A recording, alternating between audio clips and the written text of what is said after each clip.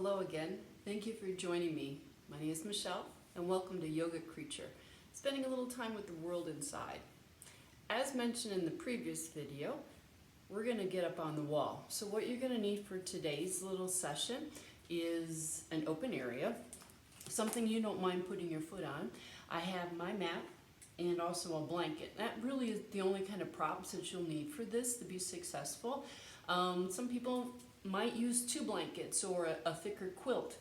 It's really just to give you a little bit of cushion from the floor to the back of your pelvis. For some of us, it's kind of uncomfortable to lay on a hard surface for a while. Now I'm just going to do our poses. There's just a few of them, and I'm only going to put you into them or show you how to get into them. And I do recommend that you hang out in these for 3, maybe 5 minutes, depending on your level of tolerance and the time you can allot for yourself. So let's first get started by setting up. So here's my mat and my blanket. Just to add that extra little bit of cushion on this hard floor is I'm going to fold my mat in half. And I'm going to put the fold against the wall so it doesn't move around. And just kind of center it. And it is in there pretty tight.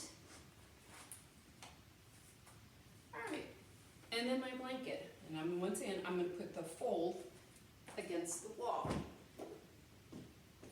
Perfect. So, normally the most challenging thing about working against the wall is actually getting up on the wall. So this is real simple. Just listen. That's really the only thing I can say. Don't make it more difficult than it is. So let's go ahead and get started. I'm going to have a seat on the blanket, and I have my right shoulder and my right hip against the wall.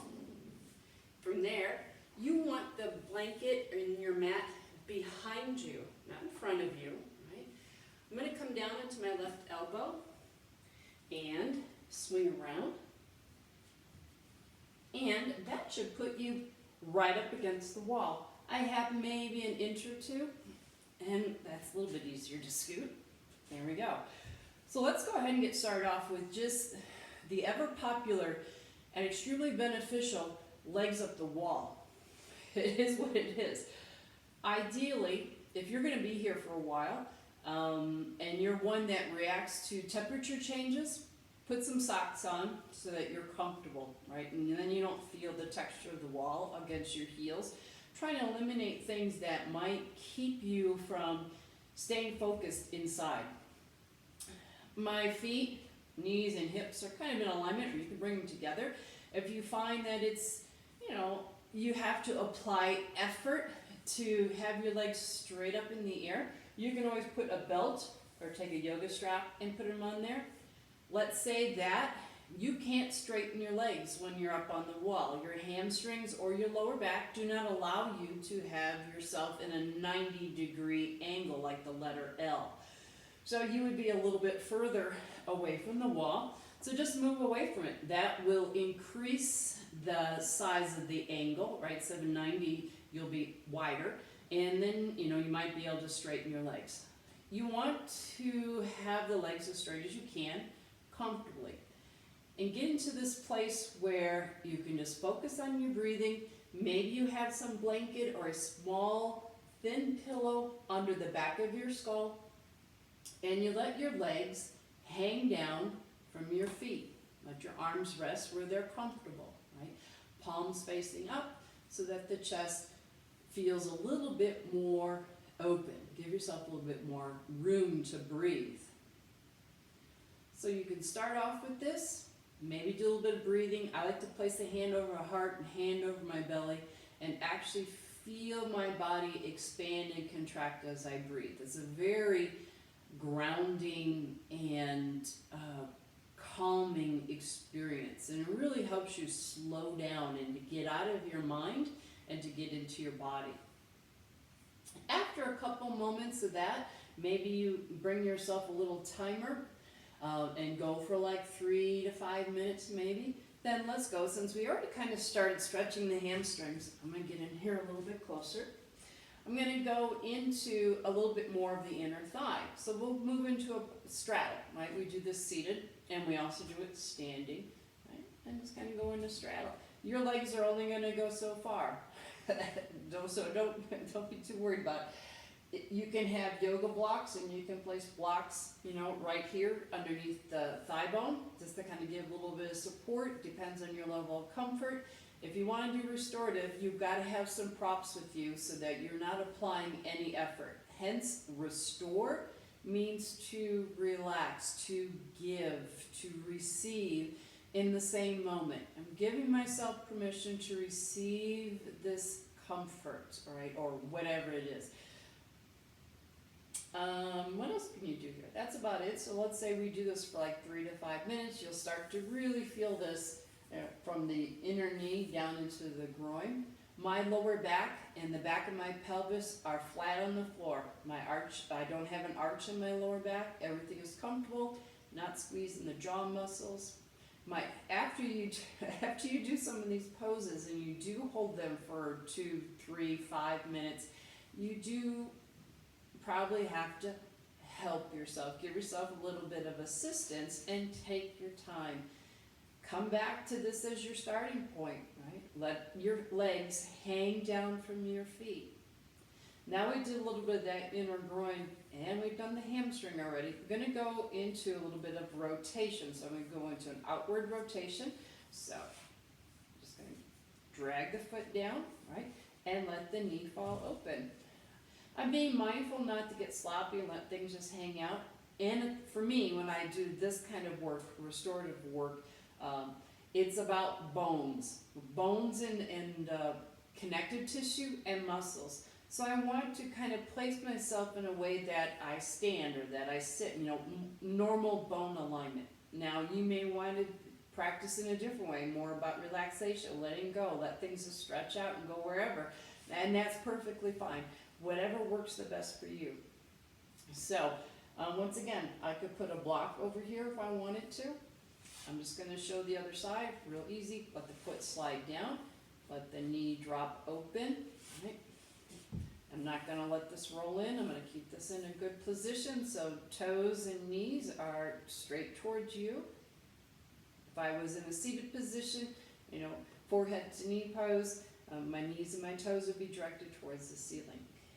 Outward rotation of the left thigh here, helping stretch those muscles on the inner thigh or an inner groin, and it also ties around into your lower back. All right, extend that back up. Bring yourself back to center. Take a moment here. Take a couple breaths, maybe 3 to 5 breaths. Kind of reset. Feel anything that you need to feel. Notice any differences. Are you able to focus more? How's your breathing going? So we did a little bit of that external rotation, what they call a hip opener. We're going to take that a little bit further. So I'm going to slide it down, place this foot on the thigh. I'm not on my kneecap, I'm on my thigh. For me, this is as far as I'm going to go. Right? There are people that can slide that foot down, and that used to be me. Right now, currently, it's not. I'm trying to be very mindful and letting myself get back into balance. I forgot to bring my picture. I was supposed to show you a picture, but maybe I'll do that the next time around. I have a picture for you so you kind of understand where I'm coming from when I talk about self-care for the hips and bone structure. Slide this down. All right, I'm going to go into the left hip. All right, there we go. Ooh, and I already feel my left hamstring going. What are you doing? All right. Once again, you might be able to slide your foot down, your right foot down, but keeping your back on the floor. So if I slide my foot down, I'm going to start to lift up. I don't want to go into a modified shoulder stand, which we're getting ready to go into. We're going to end up doing a twist, and I'm going to show you how to get into a shoulder stand from here. We've done the lazy man shoulder stand on a block with a block under your pelvis. We did that previously. I'm going to take you up a little bit further. Very easy. You get to control the ascent and descent. It's very easy. All right, slide you up. Perfect. Take a moment here in the middle.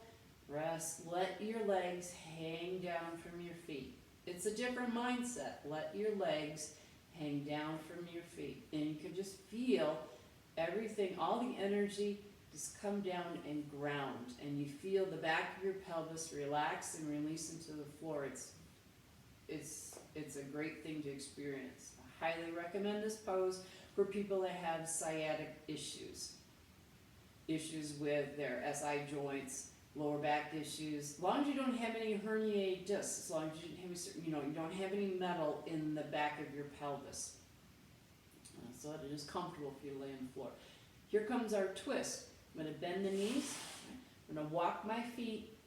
Let's go to my left. So I'm going to walk my feet over to the left. So what I could do is I could have a block over here to let my thigh bone rest on. I could have a rolled blanket over here, right? And this is kind of, I don't know, makes the twist a little bit deeper for me. I feel a little bit more in my lower back when I do it here. Helps me control. Say like if I have my block, my feet would be resting here. Ideally, I'd like to have my pelvis on the floor, but not always achievable. My spine doesn't always want to go as easily one rotation to the left or to the right, just depends. Oh, like see here, I can get a little bit further. I'm feeling my SI joint on my left side. And you can do these twists on the floor without the wall. Absolutely, we do that quite a bit. But I kind of like to do them against the wall. All right, here we go. Here's your shoulder stand. I'm going to take a moment here to think about it. I got to collect myself. I'm going to try to get my shoulder blades underneath me and make sure I'm pretty close to the wall. I'm about an inch off the wall. So I'm going to kind of, from where I am, I'm looking at my knees and I'm thinking, okay, well, I'm going to put my feet right about there. That's where my knees are at on the wall. Boom and boom. All right, feet are flat. So this is the downside. If you wear socks, you slide. If you get pedicures, obviously I don't, and because I used to really value calluses because the surface is always worked on. So I don't slide around on all different surfaces. That's what I use my calluses for. But, so I'm going to push my feet into the wall, and I'm going to start to elevate my hips, or take my hips up, right? My hands are going to my lower back, take my feet up a little bit higher, tuck in, my neck is relaxed, my jaw is relaxed. I'm resting in my hands, but I use my legs, right, to come up. You can do a foot, you can do 2 feet if you want. Okay. Maybe this is it, and that is perfectly okay, right? Just a little bit of an inversion. Feet pushing into the wall, control one vertebra at a time down to your mat. Take a moment there and let yourself absorb what you just did. Right? Inversion is extremely beneficial for how your body works, all the inner working systems of your body. Not to mention your strength and your flexibility. Working your body from different angles is the easiest way to get to promote all over strength. That was good. I need to do this more. We all do. So here we are. We're going to get off the wall. Bring my feet down. I'm going to extend my arm towards you, and I'm just going to start to walk on over there. Let myself rest here for a moment with my head supported. You can use your feet to kind of push away from the wall and help yourself come up. And I do hope that was beneficial to you. Leg work up on the wall for your spine and for your pelvis, extremely beneficial and so easy to do. You don't have to be strong, not at all. The wall does all the work for you. So for those with lower back issues, those with skeletal issues, and it's okay to lay on the floor or put an extra blanket underneath you, utilize what you have to help yourself be healthier and happier. Thank you so much for joining me. Feel free, I'm thirsty, feel free to leave any comments below. You can always get a hold of me at yogacreature@gmail.com. I want to thank you so very much for your time. Until we meet again, namaste. Have an awesome day. And next time, I promise, I'll have a picture for you that shows why I'm just really taking my time and respecting the body that I have right now. Bye.